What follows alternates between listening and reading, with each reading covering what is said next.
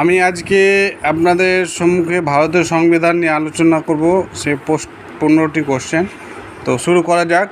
প্রথম 1 নম্বর কোশ্চেন হচ্ছে, সংবিধান প্রণয়নের ধারণাটি সর্বপ্রথম কে উত্থাপন করেন? এম.এন. রায়। দ্বিতীয়, ভারতীয় গণপরিষদ কবে গঠিত হয়? 1946 সালে।